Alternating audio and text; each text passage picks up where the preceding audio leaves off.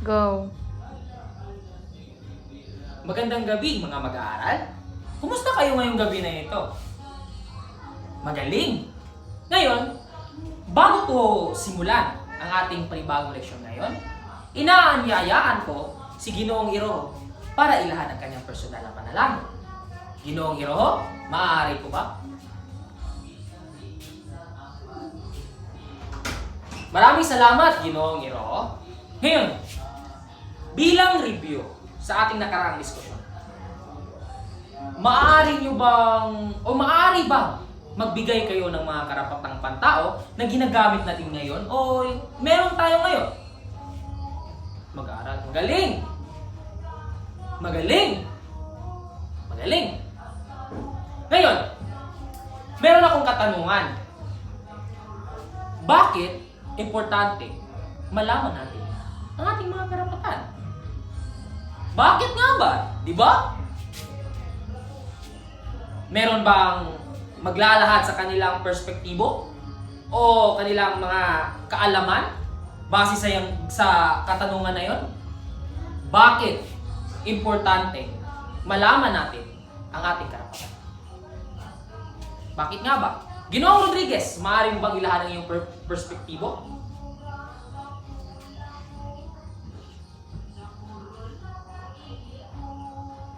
Mahusay! Magaling! Magaling! Ngayon, bago ko simulan o bago ko ibigay sa inyo ang mga inihanda kong mga aktibidad para sa leksyon na ito, ay nais ko munang basahin nyo ang layunin ng ating leksyon ngayon. Sabay-sabay, 1, 2, 3. Kaalaman. Ipaliwanag ang kahulugan ng ASEAN at ugnayan nito sa karapatang pantao. Kakayahan. Makabuo ng advokasya na makakatulong sa pagsulong at proteksyon sa karapatang pantao. Magaling! Pag-uugali.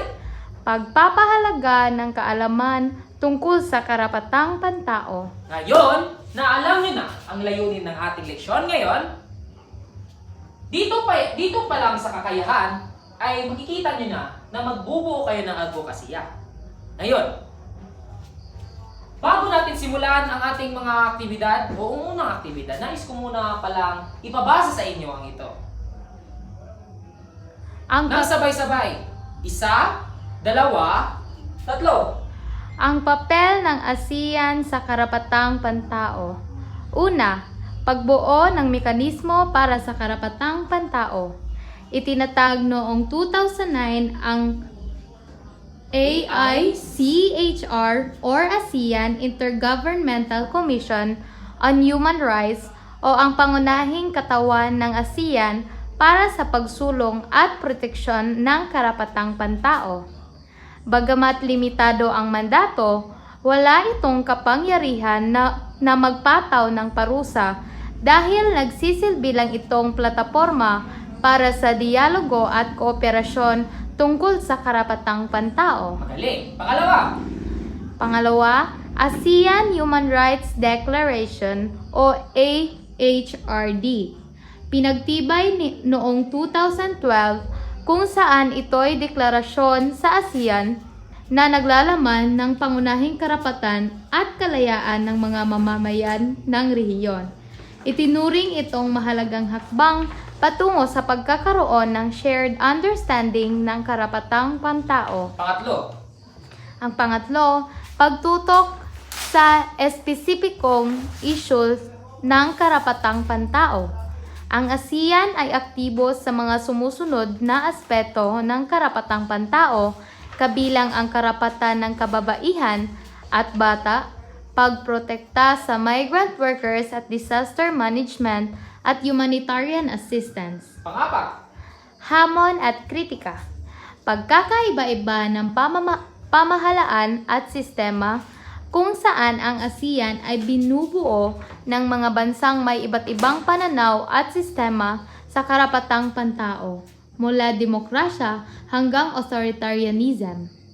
Non-interference policy na isang policy ng ASEAN na hindi pakikialam sa panloob na usapin ng miyembrong bansa. Maraming salamat sa pagbasa ng nasa Pisara ngayon. Ngayon, Ginoong Labuan, nais kong tanungin ka kung ano ang iyong naintindihan base sa iyong nabasa.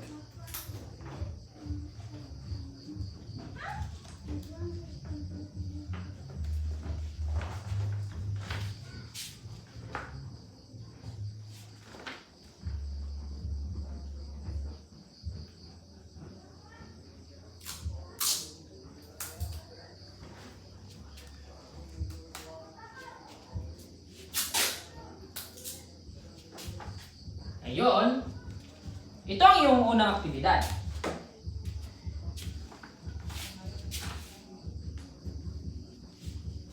Basahin. Karapatang pantao, ASEAN. Ngayong alam niyo na kung may nabasa na kayo tungkol sa ASEAN o ano ang mga layunin ng ASEAN at sa nakaraan nating diskusyon ay alam niyo na rin ang karapatang pantao. Ngayon, meron akong dito mga salita. Meron akong dito mga salita na inihanda. At itong mga salita na to ay naglalarawan sa bawat salita na nasa iyong harapan ngayon.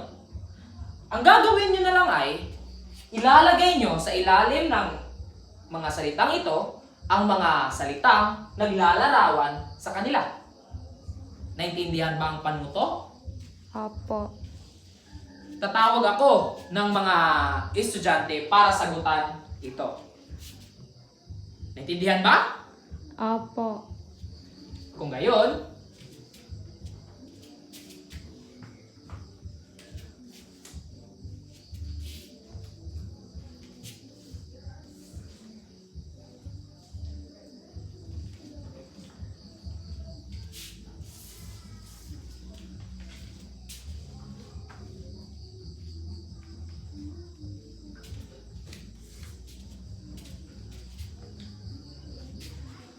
magaling! Magaling! Mahusay! Ngayon, hindi muna natin ito sasagutan o wawastuhan pala. Hindi muna natin ito wawastuhan sapagkat gagamitin natin ito sa panapos na parte sa leksyon na ito. Naintindihan ba? Ngayon, dumako na tayo sa gagawin yung sa pangalawang gawain. At ito ay gagawa ko kayo ng advokasya na magsusulong o makakatulong sa pagsulong ng karapatang pantao.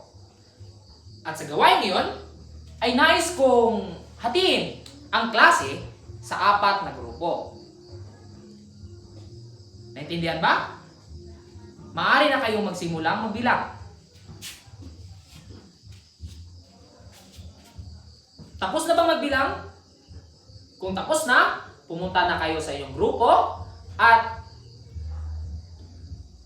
bago ang lahat nga pala, ay ibibigay ko muna sa inyo ang kriteria sa paggawa ng slogan. Advokasya nga pala.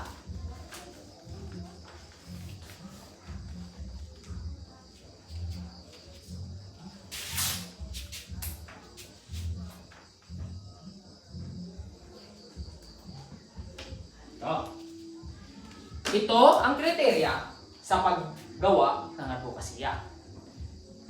Una, pagkamalikhain, 10 puntos. Pagka-original, hindi ito galing sa online, 10 puntos. Kawili-wili, dapat may interest ito sa mga audience nyo. 10 puntos. At meron itong 30 puntos. Ngayon, naintindihan ba ang kriteria? Kung gayon, maaari na kayo magsimula. Siya nga pala, meron kayong 30 minuto para tapusin ang gawain ito. Naintindihan ba? Sige, maaari na kayo magsimula.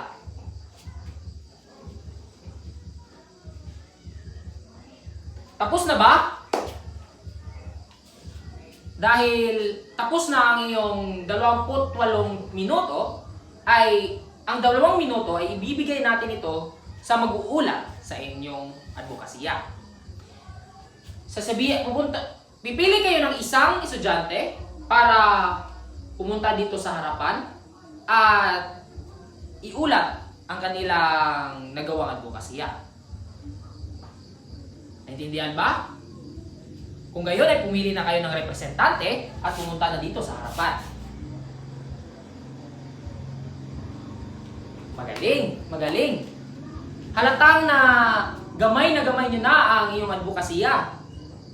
At sa mga nag-uulat ay magagaling ding magsalita. No? Ngayon, sa iyong nagawa advokasya, ay gagawa nyo ito ng slogan. Huwag mag-alala dahil ito ay takdang aralin nyo na. Bago nga pala ang lahat, ito ang kriteria sa paggawa nyo ng slogan. Maaari nyo itong picturean para meron kayong basihan sa inyong mga bahay. Pagkamalikhain, meron pa rin magkakamalikhain. May 10 puntos. Pagka-original, syempre, 10 puntos din. Kawili-wili, 10 puntos. Pero dito, ay meron tayong kalinisan, 10 puntos.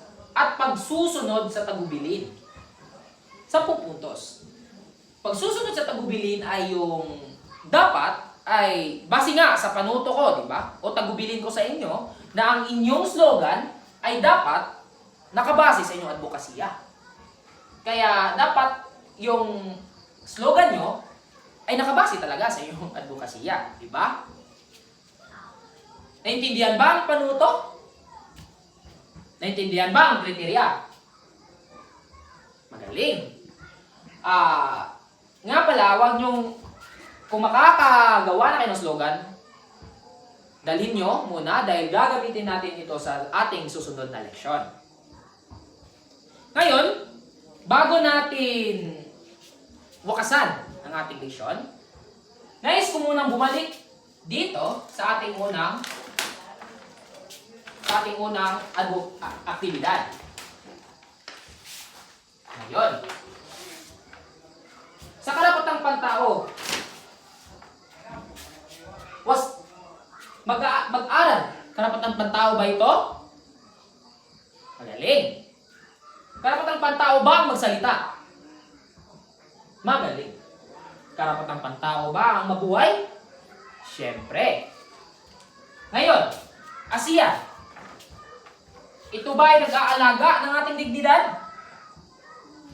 Magaling. Nagbibigay ba ito proteksyon ng ating karapatan? Magaling. Ang ASEAN ba ay nagbibigay ng pagkakaisa? Magaling. Ngayon, maraming salamat sa iyong kooperasyon at natapos na natin ito o natapos na natin ang ating klase ngayon. Kaya bago kayo umalis, ay nais ko munang damputin nyo ang mga basura na nasa inyong ilalim at inaanyayahan ko ulit sa Ginoong Iroho para ibahagi ang kanyang panapos na panalangin. Maraming salamat, Ginoong Iroho, at maraming salamat sa inyo, mga mag-aaral. Kita-kita ulit tayo mamaya, o bukas, kita-kita ulit tayo bukas para ipagpatuloy ang ating susunod na leksyon. Maraming salamat! Kaya ito, wala gagawin sa'yo, bye.